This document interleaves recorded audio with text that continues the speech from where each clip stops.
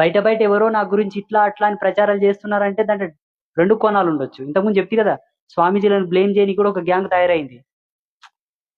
ఎట్లయితే ఓని వడగొట్టలోడు ఫేమ్ అయిపోతున్నాడు, అందరు పోతున్నారు, ఓని ఎట్లా ముంచాలి, ఓని ఎట్లా ముంచాలి, ఓని ఎట్లా డౌన్ చేయాలి, ఎట్లా డౌన్ చేయాలనే కదా ఇప్పుడు. బయట సమాజంలో జనాలు నా గురించి ఏమైనా తప్పు చెప్పినా, ఏమైనా నెగిటివ్ గా చెప్పినా మీరు బాధపడకండి.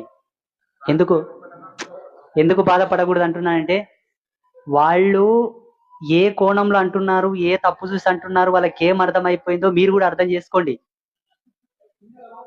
వాళ్ళు ఒకవేళ తప్పే చెప్తున్నారా ఒప్పే చెప్తున్నారా అది నిర్ధారణ కావాలంటే ఆయన నాతో పట్టుకురావాలి. ఇప్పుడు మీరేదో మా స్వామిని ఇట్లాంటావా అట్లాంటావా అని కూడా ఆస్కారం లేదాడా. ఆయన నా ముందుకు తీసుకురావాలి, ఆయన నన్ను కూర్చునబెట్టి మాట్లాడుతుంటే మీరు పక్క మీద తినాలి. ఆయన చెప్పిన దాంట్లో క్లారిటీ ఉందంటే నన్ను మర్చిపోవాలి, నేను చెప్పిన దాంట్లో క్లారిటీ ఉందంటే 4 బలియలే. ధనాధన అట్లాగా సెమీ కాలం అవుతుంది అది.